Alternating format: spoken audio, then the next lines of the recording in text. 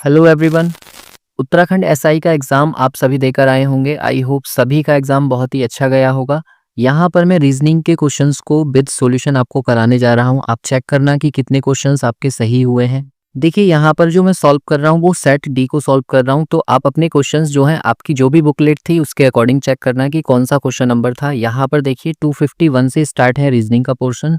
तो देखिए question number 251 जो है उसमें क्या कहा गया है कि एक सांकेतिक भाषा में इसको 11 से कोड किया है और इसको 39 से, और 5 स्टार 6 को 89 से किया है, तो 6 स्टार 7 की जगह पर क्या आएगा। तो देखो इसमें क्या लॉजिक था। यहाँ पर आपको करना है 1 इंटू और इन दोनों नंबर्स का इंटू यानी कि 3 इंटू 4, और फिर उसमें से -1 कर देना है। तो ये आ जाएगा आपका 12 माइनस 1 यानी कि 11। तो 11 यहाँ पर लिखा हुआ है। अब देखो दूसरे के लिए ना 2 से इंटू करो और फिर इन दोनों टर्म्स का मल्टीप्लाई यानी कि 4 इंटू 5, और फिर उसमें से -1 कर दो। तो ये कितना हो जाएगा, 4 5 जा 20 और 22 जा 40, 40 माइनस 1 यानी कि 39। ऐसे ही थर्ड वाले के लिए देखो यहाँ पर क्या करना था, फिर 3 से इंटू करना था, 5 इंटू 6 और -1 कर देना था। तो ये कितनी वैल्यू आ जाएगी, 6 पंजे 30, 30 तिया 90 और 90 में से 1 माइनस कर देंगे तो 89 बचेगा। तो इसी तरीके से आप इसमें लगाओगे तो ये चौथा नंबर है। तो 4 इंटू इन दोनों नंबर्स का मल्टीप्लाई यानी कि 6 इंटू 7 और -1, तो ये हो जाएगा 7 छिंग 42, और 42 की 4 से मल्टीप्लाई करनी है आपको। तो 42 इंटू 4 कितना हो जाएगा, ये 168, और उसमें से -1 कर देंगे तो 167 जो है वो इसका आंसर था, जो कि ऑप्शन सी दिया हुआ था। उसके बाद देखिए क्वेश्चन नंबर 252। तो यहाँ पर मीट सेट और टेट के जो कोड्स दिए हैं वो 52, 76 और 80 दिए हुए हैं। तो आपसे पूछा है कि पैट का कोड क्या था। तो देखो यहाँ पर ना क्या था, जैसे ये मीट लिखा है ना, तो एम इसका पहला लेटर 13 है, और 13 की इंटू 4 से कर देंगे तो 52, यानी कि ये 52 इसका कोड था। ऐसे ही देखो सेट लिखा हुआ है, तो सेट में जो पहला लेटर है उसका प्लेस होता है 19, और 19 की 4 से इंटू कर देंगे तो ये हो जाएगा 76, वो दूसरा वाला कोड था। ऐसे ही टेट में T20 होता है, 20 की 4 से इंटू कर देंगे तो 80 आ जाएगा। तो आपसे पूछा है पैट में, तो पी होता है 16 पर, और 16 की 4 से इंटू करेंगे तो वो 64 हो जाएगा, यानी कि डी ऑप्शन जो था वो क्वेश्चन नंबर 2 का करेक्ट था। इसके बाद देखिए 253। तो 253 का जो है ना बी ऑप्शन करेक्ट था। और बी क्यों करेक्ट था, देखो पहले वाली जगह पर आप इंटू का साइन भर दो, दूसरे पर डिवाइड का साइन, और तीसरे पर फिर से इंटू का साइन। अब बोर्ड मास रूल हमारा ये कहता है कि पहले आप डिवाइड करो, तो 2 से 4 को डिवाइड करोगे तो यहाँ 2 ही आ जाएगा, और 12 2 जा 24, और 24 की 1 से इंटू करोगे तो 24, ये सेटिस्फाई कर जाएगा। इसका मतलब इसका जो आंसर था वो बी करेक्ट था। 254 को देखो, इसमें कहा है कि कौन सा सुमेल नहीं है। तो नर्स जो है वो सेवा करती है, डॉक्टर उपचार करता है और दर्जी सिलाई करता है, लेकिन निर्णय लेने का जो अधिकार होता है वो वकील को नहीं होता, इसलिए इसका बी ऑप्शन करेक्ट होगा। इसके बाद देखिए क्वेश्चन नंबर 255 को। तो इसमें कहा है एक शब्द है आपके पास पावरफुल, तो आप इसको इधर लिख लो POWER और FUL, और फिर इसमें कहा है कि इसको आप डिक्शनरी के अकॉर्डिंग अरेंज कर दो। तो फिर बताओ कि कितने शब्द कितने अक्षर ऐसे होंगे जिनका प्लेस परिवर्तित नहीं होगा। तो देखो इसके लिए ना आप सबसे पहले इस पे लेटर के प्लेस लिख लो। ये 16 होता है, ये 15, ये 23, ये 5 और ये 18, और ये 6 होता है, यहाँ पर ये 21 होगा और ये 12 होगा। ठीक है, और अब इन सबको अरेंज कर दो आप डिक्शनरी के अकॉर्डिंग, यानी कि जो सबसे पहले आएगा, तो सबसे पहले ई आएगा 5 नंबर वाला, तो ई सबसे स्टार्टिंग में, फिर एफ आएगा, फिर एल आएगा, फिर ओ, फिर पी आएगा, फिर आर आएगा, फिर यू, और फिर लास्ट में डब्ल्यू। तो आप ये देखो कि किस किस के प्लेस चेंज हुए। तो यहाँ पर सबके प्लेस चेंज हो गए सिर्फ एक यू को छोड़कर। यू पहले भी यहीं पर था और अब भी यहीं पर है, तो हम कहेंगे सिर्फ एक लेटर ऐसा है जिसका प्लेस चेंज नहीं हुआ, तो इसलिए इसका सी ऑप्शन हो जाएगा, यानी कि। इसके बाद देखिए क्वेश्चन नंबर 256 को। तो 256 में आपको कथन और निष्कर्ष दिए हैं। तो देखो पहला वाला जो निष्कर्ष है ना वो रबड़ और पेंसिल में कनेक्टेड है। तो रबड़ यहाँ पर लिखा हुआ है थर्ड वाले में, और पेंसिल है सेकंड वाले में। मतलब इसको सॉल्व करने के लिए मुझे दूसरे और तीसरे दोनों को कंबाइन करना पड़ेगा। तो कंबाइन करने के लिए मुझे एक कॉमन टर्म चाहिए होता है। तो देखो कलम से कलम कट जाएगा, और कुछ पेंसिल रबड़ है ऐसा कुछ हो जाएगा। तो क्या मैं इसको रिवर्स में पढ़ सकता हूँ, कुछ पेंसिल रबड़ है तो कुछ रबड़ भी पेंसिल होंगे। इसका मतलब पहला वाला तो ठीक है। और फिर उसके बाद में सेकंड को देखो, तो सेकंड में कहा है कलम और किताबें। तो कलम और किताबें देखो पहले वाले में और दूसरे वाले में है। तो किताबें यहाँ पर, और ये पेंसिल से पेंसिल कट जाएगा क्या, तो पेंसिल से पेंसिल कटेगा ही नहीं। इसका मतलब ये दोनों कंबाइन नहीं होंगे, इसका मतलब दूसरा वाला गलत है। अच्छा, थर्ड वाले को देखो, इसमें रबड़ है और कलम है, और रबड़ और कलम के लिए मुझे सिर्फ और सिर्फ तीसरे वाले की ज़रूरत है, क्योंकि देखो इसमें थर्ड में तो रबड़ से कलम की तरफ क्या मैं इसे कुछ के साथ पढ़ सकता हूँ? बिल्कुल। तो इसका मतलब पहला और तीसरा जो है सही होगा। तो हम कहेंगे कि पहला वाला जो ऑप्शन है इसका वही सही है कि फर्स्ट और थर्ड जो है वो अनुसरण करते हैं। इसके बाद देखिए क्वेश्चन नंबर 257 को, तो 257 में कहा है कि हरे का तात्पर्य है लाल। मतलब देखो, हरे का मतलब है लाल, तो वास्तव में जो कलर है वो रेड है ना। और फिर लाल का तात्पर्य है बैंगनी, मतलब वास्तव में जो कलर है वो बैंगनी है। और बैंगनी का तात्पर्य है काला, यानी कि वास्तव में जो कलर है वो काला है। तो आपको बताना है तो विकल्पों में कौन सा मानव के खून के रंग को दर्शाएगा। तो मानव के खून के रंग को दर्शाने के लिए देखो सबसे पहले वो रेड कलर का ही तो होता है, और उसके लिए हमने किसको लिया है? ग्रीन को। तो इसका मतलब ए ऑप्शन जो होगा वो करेक्ट होगा। यहाँ पर दो लैंग्वेज होती हैं, एक होता है कि हरे का तात्पर्य या कह दो अर्थ है, मतलब हरे का अर्थ है लाल, तो वास्तव में जो कलर है ना वो रेड कलर है, और रेड कलर को हम हरे से रिप्रेजेंट कर रहे हैं, इसलिए इसका ए ऑप्शन करेक्ट हो जाएगा। इसके बाद देखिए क्वेश्चन नंबर 258 को, तो इसमें कहा है कि शनिवार को गणतंत्रता दिवस का अवकाश था। तो गणतंत्रता दिवस का मतलब है 26 जनवरी, और 26 जनवरी को क्या था? अवकाश था, यानी कि सैटरडे था। ठीक है, और फिर उसके बाद में कहा है कि अगले माह 14वें दिन शिवरात्रि का अवकाश था। तो आप देखो इससे जनवरी के तुरंत बाद क्या था? फरवरी, मतलब 14 फरवरी। तो ये कह रहे हैं कि 14 फरवरी को कौन सा दिन था, ये आप मुझे बता दो। तो आपको क्या करना पड़ेगा? इन दोनों डेट के बीच में जितने विषम दिन होंगे वो निकाल लो। तो विषम दिन हम कैसे निकालते हैं? देखो यहाँ पर जनवरी के 26 दिन हो गए, तो इसके बचे हुए दिन, तो जनवरी होता है 31 का महीना, मतलब इसके 5 दिन बचे होंगे, और प्लस जो दूसरा महीना है उससे अगला, उसके गिवन डेज यानी कि 14 दिन इसमें दिए हैं। तो आपको ये पता है कि हम 7 के पेयर बनाते हैं, तो 14 तो 7 से कट जाएगा, तो सिर्फ बचेगा कितना? 5। मतलब 5 विषम दिन होंगे यहाँ पर, और 5 विषम दिन है तो आपको सैटरडे में 5 प्लस करना होगा। तो मतलब ऐसे सोचो कि सैटरडे के बाद पहला, दूसरा, तीसरा, चौथा, पांचवा, ये वाला जो दिन है वो आपका आंसर है। तो सैटरडे के बाद संडे होता है, फिर मंडे, फिर ट्यूसडे, फिर वेडनेसडे, फिर थर्सडे, यानी कि इसका जो आंसर होगा वो बृहस्पतिवार होगा। बी ऑप्शन करेक्ट है। इसके बाद देखिए क्वेश्चन नंबर 259 को, तो इसमें कहा है कि 110 छात्रों में से 23 छात्रों ने दोनों खेल बैडमिंटन और शतरंज दोनों में से कोई से में भी भाग नहीं लिया, और बैडमिंटन खेलने वाले 45 हैं और शतरंज खेलने वाले 61 हैं। तो आपसे पूछा है कि केवल बैडमिंटन में भाग लेने वाले कितने हैं। तो देखो सबसे पहली चीज तो आपको कहा है 110 स्टूडेंट हैं, और उसमें से जो 23 है ना उन्होंने किसी में भी पार्टिसिपेट नहीं किया। तो सबसे पहले इन 23 को इसमें से आप माइनस कर दो। तो अगर मैं 110 से 23 माइनस करता हूं तो कितने बच जाएंगे? ये 87। अब 87 को आप डिवाइड करो किस तरह से कि उन्हें जो है बैडमिंटन और शतरंज दोनों में खेलना है। तो देखो आप क्या काम करो, यहाँ पर दो वेन डायग्राम ड्रॉ कर लो इस तरीके से कट करते हुए, और कट करते हुए फिर आपको ये क्या बनाना है? आप अगर 45 को 61 में ऐड करते हो तो 45 प्लस 61 दोनों को ऐड करोगे तो यहाँ से कितना आ रहा है? 106। अब क्योंकि आपको पता है कि ये टोटल हमारे पास कैंडिडेट है 87, और 106 यहाँ पर आ गया, तो 106 में से 87 आप माइनस कर लो तो यहाँ से 19 बच रहे हैं। मतलब 19 ये वो हैं जो दोनों तरीके के गेम खेलते हैं। तो जो हमारा वेन डायग्राम एक बैडमिंटन के लिए है और दूसरा वाला शतरंज के लिए है, इन दोनों में आप बीच में जो कॉमन पार्ट आ रहा है वहां पर 19 लिख लो।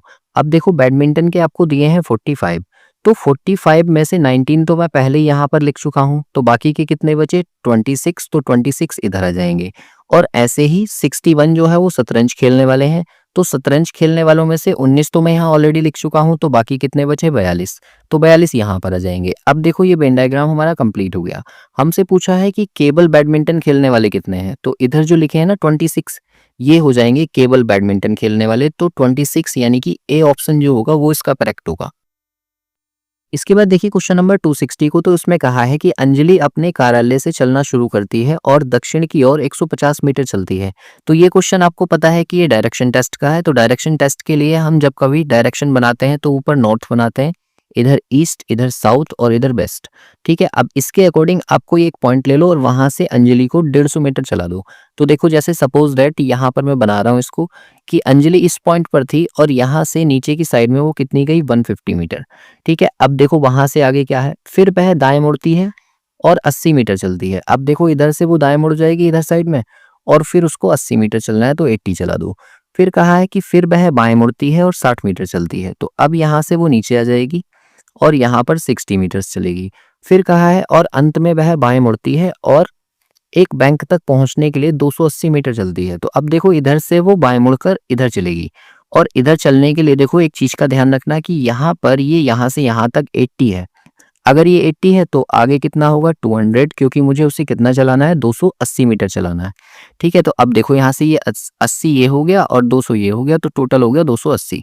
फिर कहा है कि उसके कार्यालय से बैंक के बीच की न्यूनतम दूरी क्या होगी। तो देखो ये वाली जो डिस्टेंस है ना, ये आपको निकालनी है यहाँ से यहाँ तक।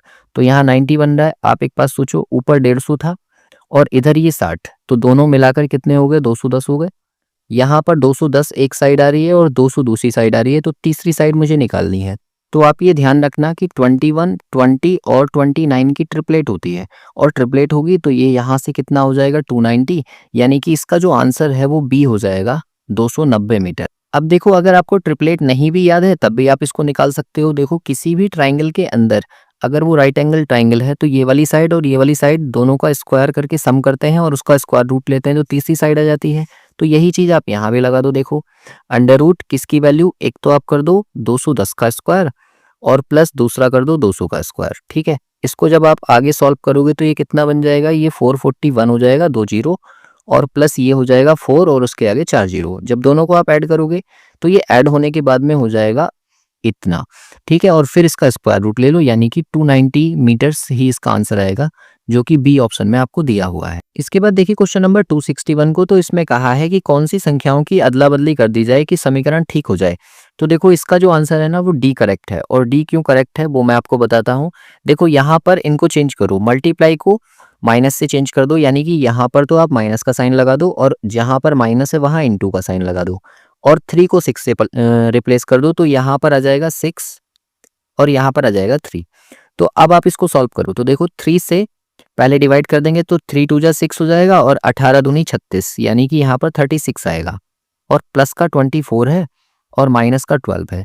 तो आप देखो यहाँ से कितनी वैल्यू आ जाएगी, 24 में से 12 घटा दिए तो 12 बचे और 12 में 36 ऐड कर दोगे तो कितना आ जाएगा 48, यानी कि ये वाला वो ऑप्शन है जो इसको सेटिस्फाई करेगा, इसलिए यही इसका आंसर हो जाएगा। इसके बाद देखिए क्वेश्चन नंबर 262 को, तो देखो यहाँ पर एलसी आपको दिया है 60, तो एल होता है 12 और सी होता है 3। अगर मैं इन दोनों को ऐड कर लूं और ऐड करने के बाद उसकी मल्टीप्लाई 4 से कर दूं तो 15 चौका 60 होता है, वो यहाँ लिखा हुआ है। ऐसे ही टी लिखा है तो टी होता है 20 और ई होता है 5, दोनों को मैं ऐड कर दूं तो ये हो जाएगा 25 और उसकी इंटू 4 से कर दूं तो 100 यहाँ लिखा है। तो आपको पीडी का बनाना है, तो पी होता है 16 और डी होता है 4। इन दोनों को पहले प्लस कर दो और इंटू 4 कर दो, तो 16 और 4 20 और 20 चौक 80, यानी कि इसका जो आंसर होगा वो बी करेक्ट होगा, 80। 80 इसका सही आंसर है। इसके बाद देखिए क्वेश्चन नंबर 263 को, तो इसमें कहा है कि विषम का चयन करो। तो देखो पहले वाले में क्या लॉजिक लगा है, 16 का स्क्वायर होता है आपके पास 256, ठीक है, और उसमें हम 3 और ऐड कर दें तो ये कितना हो जाएगा 259, जो कि उसके आगे लिखा हुआ है। ऐसे ही देखो 17 यानी कि 17 का स्क्वायर होता है 289 और उसमें मैं 3 ऐड कर दूं तो ये 292 बन जाएगा। ऐसे ही 21 दिया है तो 21 का जो स्क्वायर होता है वो होता है 441 और उसमें मैं 3 और ऐड कर दूं तो ये 444 बन जाएगा। जबकि अगर मैं 13 का स्क्वायर करूं तो वो होता है 169 और उसमें अगर मैं 3 ऐड करूं तो 172 बनेगा। यहाँ लिखा है 174, यानी कि डी ऑप्शन जो होगा वही इसका करेक्ट है। इसके बाद देखिए क्वेश्चन नंबर 264 को, तो यहाँ पर एक सीरीज आपको दे रखी है अल्फाबेट में, तो इनके लेटर के प्लेस लिख लो। यहाँ पर ये हो जाएगा 11, फिर ये 13 और ये 18, ऐसे ही ये 15, 21 और 1, ये 19, 3 और 10, यहाँ पर 23, 11 और 19। अब देखो इसमें क्या लॉजिक लग रहा है, आप पहले वाले लेटर को देखो तो आप देखोगे कि 11 से जो है 15 हो रहा है, यानी कि प्लस का 4 हो रहा है। ऐसे ही देखो 15 से 19 हो रहा है तो फिर प्लस 4 हो रहा है, 19 से 23 हो रहा है तो फिर प्लस 4 हो रहा है, तो आप 23 में 4 और प्लस कर दो, तो 23 में जब आप 4 प्लस करोगे तो वो कितना हो जाएगा 27। लेटर टोटल होते हैं 26 और 26 में अगला लेटर 27 का क्या होगा ए। मतलब ऐसा ऑप्शन ढूंढो जो ए से स्टार्ट हो रहा है, और ए यानी कि ए ऑप्शन ही है जो ए से स्टार्ट हो रहा है, तो यही हमारा आंसर है। इसके बाद देखिए 265 को, तो इसमें कहा है कि जिस प्रकार कागज पेड़ से संबंधित है उसी प्रकार कांच किससे संबंधित है। तो देखो कागज जो बनता है वो पेड़ से बनता है, तो कांच किससे बनता है, वो रेते से बनता है, यानी कि बालू। तो इसका डी आंसर जो होगा वो करेक्ट हो जाएगा। इसके बाद देखिए 266 को, तो इसमें आपसे कहा है कि लुप्त संख्या आप याद कीजिए। तो देखो यहाँ पर इस वाले 7 से ये 18 को बनाया गया है, यानी कि 7 दूनी 14 और प्लस 4, तो ये हो जाएगा आपका 14 प्लस 4 यानी कि 18।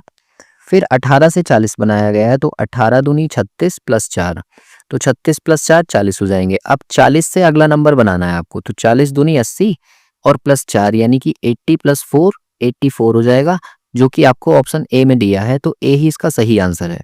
इसके बाद देखिए क्वेश्चन नंबर 267 को, तो देखो 267 में आपको एक टेबल दे रखी है और उस टेबल में आपको लॉजिक लगाना है और बताना है कि ये जो क्वेश्चन मार्क है यहाँ पर क्या आएगा। तो देखो इसमें कोई खास लॉजिक तो नहीं लग रहा है। ये वाला जो 5 है इसको ऐसे रहने दो, और ये वाला जो 22 है इसको 2 + 2 4 कर लो। अब देखो यहाँ पर अगर मैं इन सारे नंबर्स को ऐड कर दूं तो कितना हो जाएगा, 9 + 4 + 5, इन तीनों को प्लस कर देंगे तो 9 + 4 + 5 18 होता है, जो कि आपको ऊपर लिखा हुआ दिख रहा है। ऐसे ही देखो इस लॉजिक को इसमें लगा कर देखो, यहाँ से 3 8 को मैं लिख दूं प्लस करके, तो 8 और 3 11 होता है, और इन दोनों को भी प्लस कर दें तो ये 2 हो जाएंगे। अब 13 को 11 में और 2 में, इन तीनों को प्लस कर लो, तो 13 + 11 और प्लस 2, ये कितने हो जाएंगे आपके टोटल 26, जो कि ऊपर लिखा हुआ है, तो यही इसका आंसर है। अब देखो ऐसे ही इसके 40 को हम लिख लेंगे 4, क्योंकि दोनों डिजिट को प्लस कर लिया, और 15 को हम लिख लेंगे 6, तो ये हो गए। अब किस नंबर को मैं प्लस करूं कि ऊपर 20 आ जाए, ठीक, जो कि ऊपर लिखा हुआ है। तो आप देखो 6 और 4 10, और 10 में मैं 10 ही प्लस करूंगा कि 20 आ जाएगा। इसका मतलब डी ऑप्शन जो होगा वो इसका करेक्ट है। इसके बाद देखिए क्वेश्चन नंबर 268 को, तो देखो यहाँ दिया है ए एक्स बी का अर्थ है ए का क्यूब और बी का क्यूब उनका सम, और ए बाई बी का अर्थ है ए क्यूब और बी क्यूब उनका डिफरेंस, और z का अर्थ है a माइनस बी का क्यूब। तो देखो आपसे इसकी वैल्यू पूछी है, तो यहाँ पर पहले ना इस वाले टर्म को सॉल्व कर लो। मतलब आप पहले वैल्यू निकाल लोगे 4x2 की, और 4x2 x का मतलब तो यहाँ पर क्या दिया है, दोनों का क्यूब करके प्लस, यानी कि 4 का क्यूब और 2 का क्यूब दोनों को कर लो आप प्लस, तो 4 का क्यूब होता है 64 और 2 का क्यूब होता है 8, दोनों को प्लस कर लो तो ये आ गया 72। अब देखो दूसरी चीज, यहाँ पर 6z3 है, तो आप 6z3 की वैल्यू निकाल लो। 6z3 z का मतलब है कि दोनों को माइनस करके उसका क्यूब कर दो, मतलब 6 में से 3 को माइनस कर दो और उसका क्यूब कर दो, तो यहाँ से 3 का क्यूब आ जाएगा, और 3 का क्यूब होता है 27। अब ये क्वेश्चन थोड़ा सा आपका कैलकुलेटिव हो गया, क्योंकि आपको क्या करना पड़ेगा, यहाँ से 72 और उन दोनों के बीच में y है, तो y 27, इसकी वैल्यू आपको फाइंड करनी होगी। और y का मतलब क्या है, यहाँ पर दोनों नंबर्स का क्यूब करना है आपको। तो दोनों नंबर्स का क्यूब करने का मतलब ये है कि 72 का क्यूब करना पड़ेगा और -27 का क्यूब करना पड़ेगा। यहाँ से जो वैल्यू सॉल्व करेंगे वो आपका आंसर होगा, तो इनका क्यूब आप कर लीजिए। देखो इसको आप a cube minus B cube के फॉर्मूले से भी सॉल्व कर सकते हो, या फिर आपको करना तो पड़ेगा ही, 72 की 72 से इंटू करो, फिर जो आएगा उसकी 72 से इंटू कर लो। तो मैं यहाँ आपको डायरेक्ट बता देता हूँ कि इसका जो आंसर आने वाला है वो कितना आएगा, ये वाली वैल्यू आएगी और -19683। इन दोनों को जब आप माइनस करोगे तो ये आ जाएगा 353565, यानी कि बी ऑप्शन जो होगा वो हमारा करेक्ट होगा इस क्वेश्चन का। तो ये थोड़ा सा कैलकुलेटिव था, क्योंकि आपको दोनों नंबर्स को क्यूब करने पड़ेंगे। इसके बाद देखिए क्वेश्चन नंबर 269 को, तो 269 में आपसे कहा है कि आप ए और बी के बीच में एक निश्चित संबंध को दर्शाते हैं, मतलब इन दोनों में एक रिलेशन है, तो इन दोनों में कौन सा रिलेशन होगा। तो देखो यहाँ पर क्या चीज है, एक स्क्वायर आपको दिया हुआ था और फिर बाद में 1 2 3 4 यही चारों लाइनें सेंटर से इधर खींच दी, 1 2 3 4। अब आपको क्या काम करना है, ये देखो पेंटागन है, तो पेंटागन में कितनी साइड है हमारे पास, 5, 1 2 3 4 5। तो आप सेंटर से पांचों लाइनें इधर इधर कर दो, 1 2 3 4 5, और इस तरह की कौन सी फिगर हमें दिख रही है, डी। तो इसका जो सही आंसर होगा वो टी सही होगा। इसके बाद देखिए क्वेश्चन नंबर 270 को, तो 270 में आपको एक सीरीज दे रखी है, काफी लंबी सी है, इसमें 2 से 3 सीरीज शामिल है। देखो कैसे, यहाँ पर 16 दिया है, फिर 19 दिया है और फिर 22 दिया हुआ है। तो आप ये कहो कि 16 से 19 प्लस 3 हो रहा है, 19 से 22 फिर प्लस 3 हो रहा है, फिर इसके बाद में 25 है फिर से प्लस 3 हो रहा है, तो आगे ऐसे ही। अब देखो 32, तो 32 से 37 हो रहा है, तो यहाँ से कितना प्लस हो रहा है, +5, और 37 से देखो 42 हो रहा है, तो फिर से +5 हो रहा है, फिर 42 से 47 हो रहा है, तो फिर से +5 हो रहा है, और इस तरह से चल रही है दूसरी सीरीज। अब तीसरी जो है, देखो यहाँ पर दिया हुआ है 14 और 14 से 21, तो आप देखो यहाँ से यहाँ तक 7 प्लस हुआ है इसमें, तो +7। अब 21 में 7 प्लस करके अगला नंबर आएगा, तो आप कहो कि 21 में अगर मैं 7 प्लस करूं तो ये कितना आएगा 28, जो कि ऑप्शन ए में दिया हुआ है। तो 270 क्वेश्चन का जो सही आंसर है वो 28 है। इसके बाद देखिए क्वेश्चन नंबर 271 को, तो 271 में कहा है कि मोड़कर बनाइए। अब देखो इसमें सबसे पहले यहाँ से मोड़ा गया है ये, फिर यहाँ से मोड़ा गया है। तो आप देखो कि इसको जहाँ से लास्ट टाइम मोड़ा था वहीं पर मिरर लगा दो। तो जैसे यहाँ मिरर लगेगा तो यहाँ पर सर्कल बनेगा और यहाँ ये बनेगा, और फिर यहाँ पर मिरर लगा दो। तो यहाँ पर दोनों जगह जब आप दर्पण लगा दोगे तो कुछ इस तरीके का प्रतिबिंब आपको दिखने लगेगा, इस तरह से। और ऐसा कौन सा पैटर्न है? ए ऑप्शन सही है इस क्वेश्चन का। इसके बाद देखो क्वेश्चन नंबर 272, तो इसमें कहा गया है कि 34 की पावर 97 है, तो इकाइकांक क्या होगा? तो देखो आप कभी भी ध्यान रखना, अगर 4 है और उसकी पावर में ऑड नंबर है, या फिर 4 है उसकी पावर में इवन नंबर है, यानी कि सम संख्या है, तो ऑड के केस में 4 ही विषम मतलब इकाइकांक होता है, और इवन के केस में 6 होता है। ठीक, तो यहाँ पर क्या दिया है 97, तो 97 तो ऑड नंबर है, इसका मतलब 4 ही हो जाएगा, यानी कि बी ऑप्शन जो है वो इसका करेक्ट है। इसके बाद देखिए क्वेश्चन नंबर 273 को, तो 273 में आपको पैटर्न बताना है कि यहाँ पर क्वेश्चन मार्क की जगह पर क्या आएगा। तो देखो यहाँ क्या लॉजिक लग रहा है, ये जो 17 है ना, इसमें 4 का इंटू करके नीचे वाले नंबर को प्लस कर दो, मतलब 17 इंटू 4, 17 चौका 68 और प्लस 3 71। तो ये ऊपर यहाँ पर लिखा हुआ है। तो ऐसे ही देखो इससे इसको इंटू करो, तो 38 की इंटू 2 में कर लो और प्लस 7 कर लो, तो 83 आ जाएगा। अब देखो 4 का आधा 2 किया था, तो 2 का आधा 1 कर लो, तो 56 में आप इंटू कर लो 1 की, और प्लस कौन सा नंबर करें कि 65 आ जाए। तो 56 से 65 तक 9 का डिफरेंस आ रहा है, यानी कि इस क्वेश्चन मार्क की जगह पर 9 आएगा, जो कि ऑप्शन ए में दिया हुआ है, तो ए ही इसका सही आंसर होगा। ऐसे ही देखो क्वेश्चन नंबर 274 दिया है कि भाग जो है वो संपूर्ण से संबंधित है, तो चाप किससे संबंधित है? तो आप कहोगे परिधि से संबंधित है, क्योंकि चाप जो होता है वो क्या होता है, एक तरीके का आर्क जो सरकमफेरेंस से निकल कर आता है। इसके बाद देखिए क्वेश्चन नंबर 275, तो 275 में आपको बताना है कि इस y की जगह पर क्या आएगा। तो देखो यहाँ पर क्या पैटर्न हो रहा है, 8 और 4 12, और 12 में से 6 माइनस कर देंगे तो नीचे लिखा हुआ है। ऐसे ही 10 और 6 16, 16 में से 5 माइनस कर दिया तो 11 बच गया। ऐसे ही देखो 13 और 8 21, और 21 में से 4 माइनस कर दिया तो 17 बच गया। इसका मतलब 15 और प्लस 8, 15 में 8 जोड़ लो और उसमें से 7 माइनस कर दो, तो वैल्यू आ जाएगी आपकी 16, जो कि ऑप्शन डी में दी है, और डी ही इसका सही आंसर है। इसके बाद देखिए क्वेश्चन नंबर 276, तो आपको बताना है कि विषम आकृति कौन सी है। तो देखो यहाँ पर बाहर की साइड में पेंटागन बना है, यानी कि 5 साइड वाला, और उसके अंदर जो बना है वो 4 साइड वाला बना है, यानी कि स्क्वायर। ऐसे ही देखो ऊपर बना है 6 साइड वाला, अंदर बना है 5 साइड वाला, लेकिन यहाँ पर उल्टा है, ऊपर बना है 5 साइड वाला और अंदर बना है 6 साइड वाला। तो सी ही जो है इसका सही आंसर होगा, यानी कि सी करेक्ट है, क्योंकि यहाँ पर भी देखो ऊपर 4 वाला है और अंदर 3 वाला है, मतलब ऊपर जो आकृति बनी है वो ज्यादा साइड वाली है और अंदर जो आकृति बनी है वो कम साइड वाली है, इसलिए सी जो होगा वो इसका सही आंसर है। ऐसे ही देखो क्वेश्चन नंबर 277 को, तो 277 में आपको एक फिगर दी हुई है और उसमें पूछा है कितने आयत हैं। तो देखो यहाँ से ना ये वाली जो फिगर बन रही है इस तरह से, यहाँ पर जो आगे ये बन रहा है तो इसको तो हम छोड़ देंगे, इससे तो कोई मतलब है ही नहीं। तो यहाँ पर ये जो है इसमें क्या करते हैं, नंबरिंग करते हैं 1 2 1 2। इधर की साइड में इनको प्लस कर लो, यानी कि 1 + 2 3 आ जाएगा, और इधर की साइड में इनको प्लस कर लो, यानी कि 1 + 2 3 आ जाएगा। इस वाले 3 की इस वाले 3 से इंटू कर दो, यानी कि 9। तो इस वाले क्वेश्चन में कितने आयत हैं टोटल? 9। अगर इसमें पूछा होता केवल आयत कितने हैं, तो ये जो 2 वर्ग बने हुए हैं ना, इनको इसमें से माइनस कर देते, तब भी हमारा आंसर 7 आता। ठीक है, फिलहाल यहाँ पर केवल वर्ड नहीं है, इसलिए इसका आंसर होगा 9। इसके बाद देखिए क्वेश्चन नंबर 278, तो 278 में व्हाइट का मिरर इमेज पूछा है आपसे। तो देखो WHITE व्हाइट, इसमें कौन सा वाला ऐसा होगा जिसका मिरर इमेज चेंज होगा? ई का चेंज होगा सिर्फ इस तरह से, टी जो है टी की तरह ही रहेगा, आई जो है आई की तरह ही रहेगा, एच भी ऐसे ही रहेगा और डब्ल्यू भी ऐसे ही रहेगा। इनमें से किसी की भी इमेज चेंज नहीं होती, तो ऑप्शन सी जो होगा वो इसका सही आंसर होगा।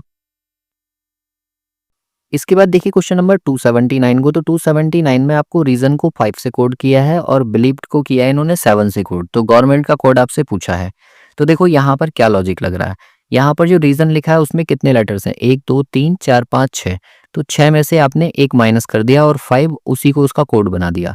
ऐसे ही देखो यहाँ कितने हैं, 3 3 6 और 2 8, 8 में से 1 माइनस कर दिया तो 7 उसका कोड बना दिया।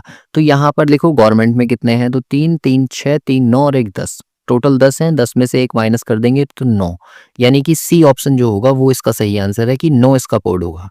ऐसे ही देखो 280 को, तो यहाँ पर दिया है M 26 है, तो M होता है हमारा 13 और 13 से 26 बनना है तो इंटू 2 हो रहा होगा, तो 13 दूनी 26। ऐसे ही Z कितना होता है, 26 होता है, तो 26 की 2 से इंटू करेंगे तो 52 आ जाएगा। तो आपसे पूछा है अगर हर का कोड 62 है तो सी का बताइए। हर किससे बना होगा, देखो 8 और 5 और 18, इन सबको जोड़ दो तो 18 और 5 हो गए आपके 23 और 23 और 8 हो गए आपके 31, तो 31 दूनी 62 यहाँ पर लिखा है। तो आप सी का निकालो, तो सी में देखो 19 होगा एस का, और एच हो जाएगा आपका 8 और ई हो जाएगा आपका 5। इन सबको आप ऐड कर लो तो 18 19 और 8 हो गए आपके 27 और 5 हो गए आपके 32, और 32 की 2 से इंटू करोगे तो ये हो जाएंगे 64, यानी कि बी ऑप्शन जो है वो इसका करेक्ट होगा। इसके बाद देखिए क्वेश्चन नंबर 281 को, तो यहाँ पर कहा है कि a प्लस डी जो है वो बड़ा है c प्लस ई से, और c प्लस डी जो है वो 2d के बराबर है, और b प्लस ई जो है वो c प्लस डी से बड़ा है। तो देखो इसमें से बताना है कौन सा कथन सत्य है। तो इस क्वेश्चन को, ये थोड़ा सा लेंथी सवाल है, इसको करने के दो तरीके होते हैं। या तो आप क्या काम करो कि ए बी सी डी की वैल्यू अपने मन से मान लो कोई भी, जो इन तीनों इक्वेशन को वेरीफाइड करें, और वो जो है वही इनमें रखकर देखो कि कौन सा वाला ऑप्शन सेटिस्फाई करेगा। या फिर इनको क्या काम करो, आपस में चेंज करो, ये इनइक्वलिटी पर है। फिलहाल मैं आपको इसका आंसर बता देता हूँ। जो करेक्ट आंसर है वो बी करेक्ट होगा कि ए और बी की जो वैल्यू है वो 2d से बड़ी होगी। इसके बाद देखिए क्वेश्चन नंबर 282, तो इसमें एक वर्ड दिया हुआ है आपको पंक्चुएट, और इसमें कहा है इसके पहले, पहले यानी कि पी की बात हो रही है, और फिर 5वें तो 1 2 3 4 5 यानी कि टी की बात हो रही है, और फिर 7वें 6 7 यानी कि ए की बात हो रही है, और फिर 9वें यानी कि ई की बात हो रही है। तो आपसे कहा जा रहा है कि ये जो लेटर्स हैं यहाँ से बीच बीच में से हमने उठाए हैं, उनको केवल एक बार उपयोग करके आपको बताना है कि कितने सार्थक शब्द बनाए जा सकते हैं। सार्थक का मतलब जिनका कुछ ना कुछ मीनिंग होना चाहिए, वो कितने बनाए जा सकते हैं। तो देखो यहाँ से ना बहुत सारे बन सकते हैं। बहुत सारे क्या मतलब, देखो टेप बन सकता है एक तो, और फिर उसके बाद में आप कहोगे पेट भी बन सकता है। टेप का मतलब, टेप आप जानते ही हैं, पेट का मतलब होता है खोपड़ी, ठीक है, ये भी बन जाएगा। और भी बन जाएंगे, PEAT पेट बन जाएगा, और TEPA टैप, है ना। तो इस तरीके के कई सारे वर्ड्स आपके बन जाएंगे। तो हम इसका जो आंसर देंगे वो डी देंगे कि इनमें से कोई नहीं। क्यों? क्योंकि सिर्फ एक बनता तो एक लगा देते, दो बनते तो दो लगा देते, तीन बनते तो तीन, तो यहाँ पर तो कई सारे बन रहे हैं, इसलिए हम कहेंगे उपरोक्त में से कोई नहीं। तो डी आंसर इसका करेक्ट होगा। इसके बाद देखिए क्वेश्चन नंबर 283, तो इसमें कहा है कि विकल्पों में से उस शब्द का चयन कीजिए जो अन्य शब्दों से भिन्न हो। तो अन्य शब्दों से भिन्न में आप इसमें कौन सा लगा सकते हैं? देखो दुख जो है नेगेटिव वर्ड है, क्रोध भी नेगेटिव है, और रोना भी नेगेटिव है। तो प्रेम जो है वो पॉजिटिव वर्ड है, तो आप प्रेम लगा सकते हैं।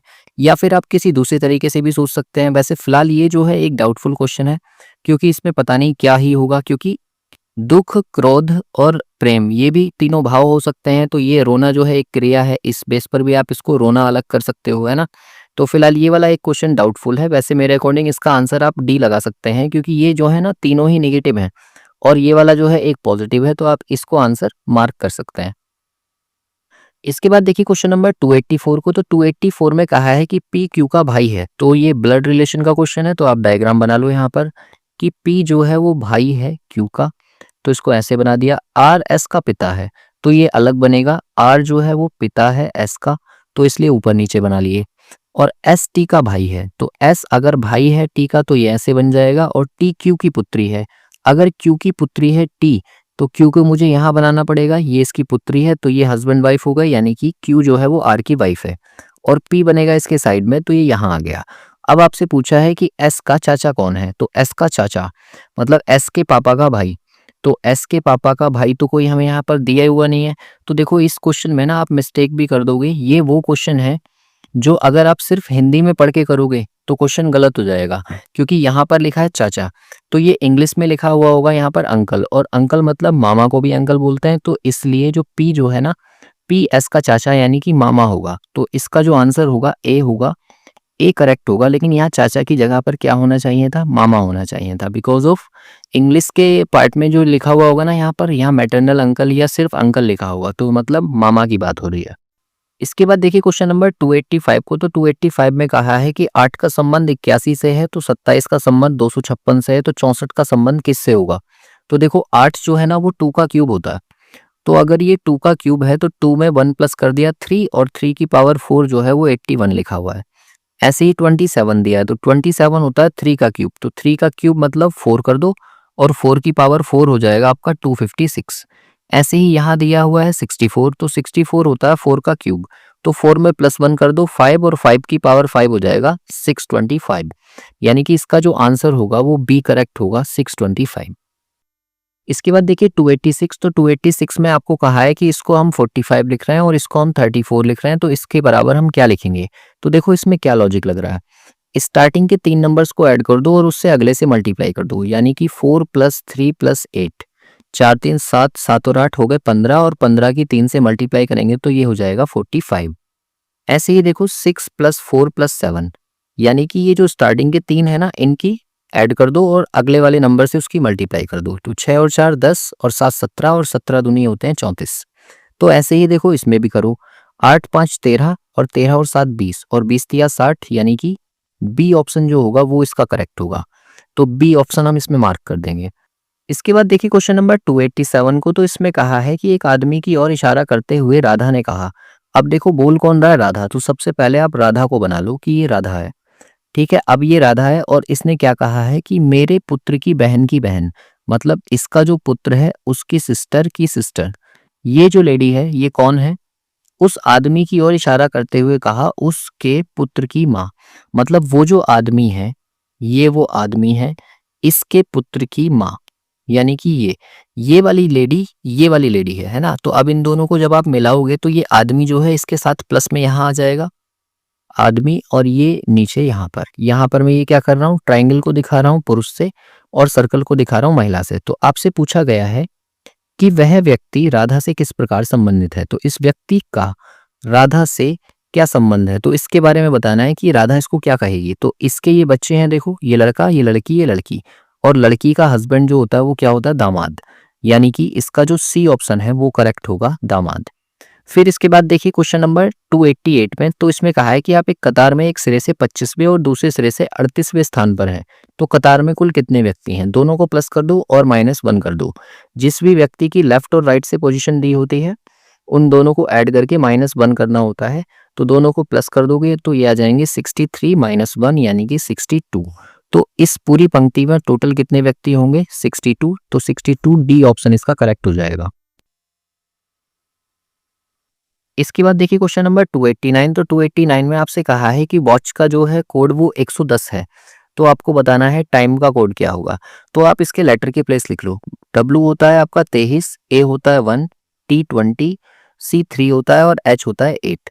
तो आप इन सबको ऐड कर दो, 23 और 1 24, 24 और 20 हो गए आपके 44, और 44 और 11 आपके हो जाएंगे 55। तो यहाँ पर 55 आ रहा है और इसका इंटू 2 कर देंगे तो 110 बन जाएगा। मतलब आपको ये याद रखना है कि यहाँ पर लेटर के प्लेस लिखने हैं, उनको ऐड करना है और उसका डबल करना है।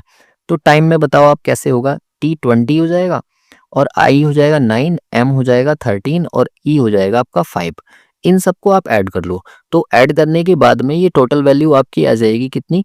47, और 47 का इंटू 2 से कर लेंगे तो ये कितना हो जाएगा? 94, यानी कि बी ऑप्शन जो होगा वो इसका करेक्ट होगा।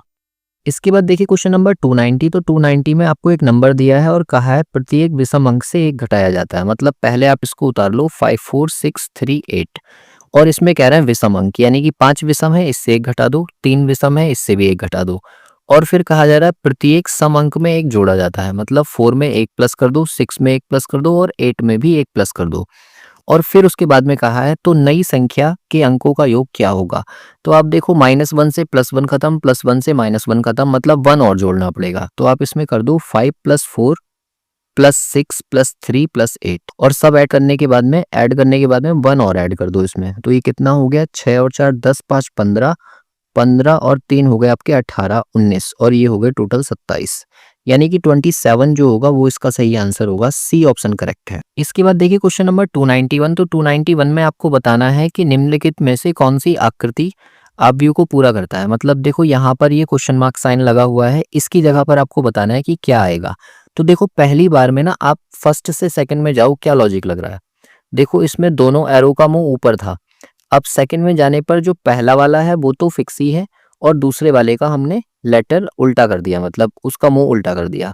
अब सेकंड वाले में जाओ तो सेकंड वाले में देखो पहले वाले का ऊपर मुंह था तो वो नीचे हो गया और दूसरे का नीचे मुंह था तो वो ऊपर हो गया। मतलब ये कह रहे हैं कि अगर हम फर्स्ट से सेकंड में जा रहे हैं तो सिर्फ सेकंड वाले को चेंज करना है और सेकंड से थर्ड में जा रहे हैं तो दोनों को चेंज करना है।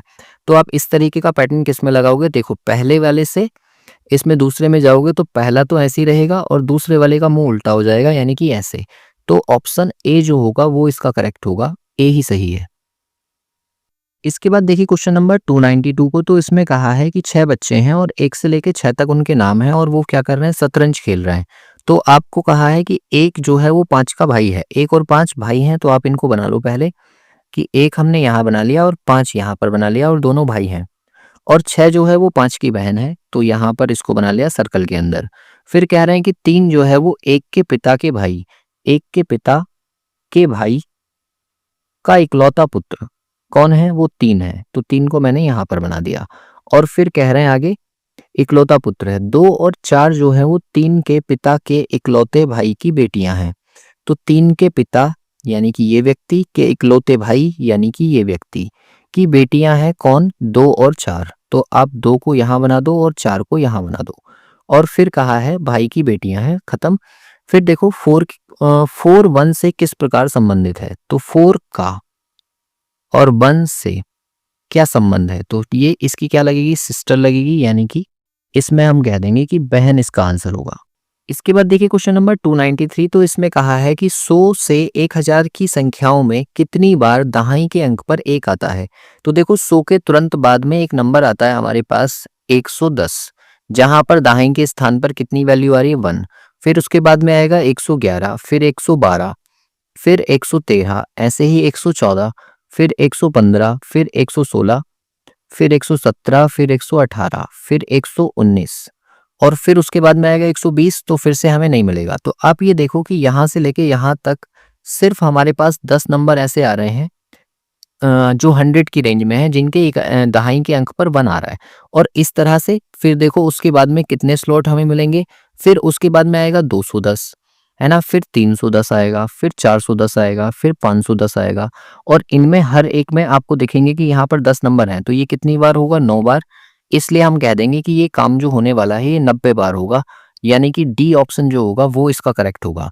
इसके बाद देखिए क्वेश्चन नंबर 294, तो 294 में आपसे कहा है कि 1 से लेकर 45 तक की 3 से पूर्णतः विभाजित संख्याओं को आरोही क्रम में व्यवस्थित किया जाए तो दोनों छोर से 9वें स्थान की संख्याओं का अंतर क्या होगा। तो देखो आप 1 से लेके 45 तक के नंबर्स लिख लो जो 3 से कटते हैं। तो आप पहले तो 3 का टेबल लिख लो, 3 3 दूनी 6, 3 तिया 9, 3 चौक 12, 3 पंजे 15, 3 छिंग 18, 3 सत्ते 21, 3 अट्ठे 24 और 3 नम 27 और 3 नाइन 30। इसके आगे देखो 33 होगा, फिर उसके बाद में 36 होगा, फिर उसके बाद में होगा 39, फिर उसके बाद में होगा आपका 42 और फिर होगा 45। ये सारे के सारे नंबर्स जो हैं ये हमने आरोही क्रम में लिख लिए जो कि 3 से कटते हैं। और कहाँ तक कहा है, 45 तक। तक का मतलब 45 को भी शामिल किया जाएगा क्योंकि वो 3 से डिवाइड हो जाता है। अब देखो दोनों साइड से 9वें स्थान पर, तो पहले इधर से देखो 1 2 3 4 5 6 7 8 9, तो 9वें स्थान पर 27 आ रहा है। फिर इधर से करो काउंट, 1 2 3 4 5 6 7 8 9 यानी कि 21। तो आपको क्या करना है, 27 में से 21 को माइनस करना है तो 6 बचेगा, यानी कि 6 इसका आंसर होगा ऑप्शन ए। तो ऑप्शन ए ही इसका करेक्ट आंसर है। इसके बाद देखिए क्वेश्चन नंबर 295 को, तो उसमें कहा है कि एक घड़ी में वास्तविक समय 9:27 है, तो दर्पण प्रतिबिंब में उसका समय क्या दिखाई देगा। तो देखो जब भी कभी आपको दर्पण प्रतिबिंब का समय निकालना होता है तो आप क्या करते हो, या तो उसे 12 बजे या फिर 11:60 में से माइनस कर देते हो। तो 11:60 से इसको माइनस कर लो तो ये कितना बच जाएगा आपका 33 2:33, यानी कि सी ऑप्शन जो होगा वो इसका करेक्ट होगा। अगर ये नंबर कुछ ऐसा होता जो यहाँ पर 00 होता तो मैं इसे 12 बजे में से माइनस कर देता। इसके बाद देखिए क्वेश्चन नंबर 296 को, तो इसमें कहा है कि उस विकल्प का चयन कीजिए जो 5वीं संख्या से उसी प्रकार संबंधित है जिस प्रकार दूसरी संख्या पहली से और चौथी संख्या तीसरी से संबंधित है। तो आपको देखो क्या करना है इस क्वेश्चन में। 175 से 210 बनाना है और 310 से 372 बनाना है और 295 से अगला नंबर बनाना है जो कि हमारा आंसर होगा। तो देखो यहाँ पर क्या लॉजिक लगा है। 175 में प्लस कर दो आप 175 को 5 से डिवाइड करके, तो ये वैल्यू कितनी आ जाएगी 175 और प्लस 5 से इसको कट करोगे तो 5 तिया 15 और 5 पंजे 25, दोनों को आप प्लस कर दो तो 210 आ जाएगा जो कि आगे लिखा हुआ है। ऐसे ही 310 से बनाओ तो 310 में आप प्लस कर दो 310 को 5 से डिवाइड करके, तो क्या बनेगा ये 310 और प्लस 5 से इसको काट लो, 5 छिंग 30, 5 दूनी 10, तो ये यहाँ से आ जाएगा 372 जो कि उसके आगे लिखा हुआ है। अब आपको बनाना है 295 से, तो आप क्या काम करोगे यहाँ पर देखो 295 में प्लस कर दो आप 295 को 5 से डिवाइड करके, तो क्या वैल्यू हो जाएगी 295 और प्लस 5 से इसको काटोगे तो 5 पंजे 25 और 5 निम 45, यानी कि ये हो जाएगा 4 और 9 5 14 और 1 15, 354, यानी कि 354 आपको बी ऑप्शन में दिया है, तो बी ऑप्शन जो है वो इसका सही आंसर होगा। इसके बाद देखिए क्वेश्चन नंबर 297, तो 297 में आपको जो पैटर्न इसमें लग रहा है वही इसमें लग रहा होगा और उसी के जैसा आपको खोजना है। तो देखो इसमें बताता हूँ मैं आपको क्या लॉजिक लगा है। जो पहली संख्या है और तीसरी संख्या है उन दोनों का इंटू कर लो, मतलब 14 इंटू 9 और फिर उसकी कर दो इंटू 3 से, तो जो बीच में लिखा हुआ नंबर है ना वो आ जाएगा आपका। ऐसे ही इसमें देखो 18 की 8 से इंटू कर दो, यानी कि 18 गुणा 8 और उसकी 3 से इंटू कर दो, तो ये 432 बीच में जो लिखा है वो आ जाएगा। तो ऐसा कौन सा ऑप्शन है मेरे पास, ऑप्शन ए है, वही इसका आंसर है, यानी कि 15 की इंटू 9 से कर दो और उसके 3 से मल्टीप्लाई कर दो, तो 15 निमा होते हैं 135 और उसकी 3 से इंटू करोगे तो ये बन जाएगा 405, यानी कि ए ऑप्शन जो है वही करेक्ट है। इसके बाद देखिए क्वेश्चन नंबर 298, तो 298 में कहा है कि कौन से 2 महीनों का कैलेंडर समान होता है। तो आप याद रखना अप्रैल और जुलाई के कैलेंडर जो है आपस में समान होते हैं। तो कैसे पता चलेगा ये, आप क्या काम करो 1 अप्रैल और 1 जुलाई इन दोनों के बीच में विषम दिन निकाल लो, तो जो 2 महीने विषम दिन 0 देते हैं वही हमारे कैलेंडर में समान होते हैं। जैसे मान लो अप्रैल, तो अप्रैल के बचे हुए दिन, तो अप्रैल होता है 30 का, तो 30 में से एक दिन तो चला गया यानी कि इसके 29 दिन बचे, और प्लस अप्रैल के बाद में मई, फिर मई के बाद जून और फिर जून के बाद जुलाई का एक दिन। अब देखो यहाँ से 7 के पेयर बनाओ, तो 7 चौक 28, यहाँ से 1 बचा, यहाँ से 3 बचेंगे, यहाँ से 2 बचेंगे और ये 1। अब आप ये देखो कि ये सारे ऐड होने के बाद 7 आ रहे हैं, 7 से 7 भाग करेंगे तो 0, मतलब यही 2 मंथ हैं जिनके विषम दिन कितने आएंगे 0, तो इन्हीं का कैलेंडर आपस में समान हो जाएगा। इसके बाद देखिए क्वेश्चन नंबर 299 को, तो 299 में आपको कथन निष्कर्ष का क्वेश्चन दिया हुआ है और आपसे पूछा है कि कौन से कथन जो है वो सही होंगे। तो देखो यहाँ पर सबसे पहले निष्कर्ष को अगर मैं पढ़ूं तो यहाँ धूम्रपान और कलाकार की बात हो रही है और धूम्रपान और कलाकार मुझे पहले वाले में ही दिख रहा है। तो आप मुझे ये बताओ कि धूम्रपान बाद में लिखा है, कलाकार पहले लिखा है, तो अगर मैं इसको धूम्रपान से कलाकार की तरफ पढ़ूं तो क्या मैं इसे सभी के साथ पढ़ सकता हूं? नहीं, क्योंकि मैंने आपको बताया था कि सभी वाले स्टेटमेंट को अगर हम रिवर्स में पढ़ते हैं तो कुछ के साथ पढ़ते हैं, इसका मतलब पहला वाला तो गलत है। अब दूसरे वाले को देखो, तो दूसरे वाले में पियक्कड़ और धूम्रपान, पियक्कड़ और धूम्रपान दूसरे वाले में, लेकिन यहाँ क्या लगा है नहीं, और नहीं लगा है तो आपको पता है कि पॉजिटिव से नेगेटिव तो बन ही नहीं सकता, इसका मतलब ये भी गलत होगा। तो इसका जो सही आंसर है वो क्या होगा, ना तो पहला है और ना ही दूसरा है, इसलिए डी ऑप्शन इसका करेक्ट होगा। क्या हम यहाँ पर इधर का केस चेक करेंगे? नहीं चेक करेंगे, क्योंकि हमें पता है कि सब्जेक्ट और ऑब्जेक्ट सेम नहीं है, तो इसका मतलब इसका जो सही आंसर है वो डी आंसर सही है। और फिर इसके बाद में है लास्ट क्वेश्चन यानी कि 300, और इसमें कहा गया है कि आप बताइए कि कौन से जो है तार्किक रूप से सही होंगे। तो यहाँ पर भी ये भी इसी का है, कथन और निष्कर्ष का।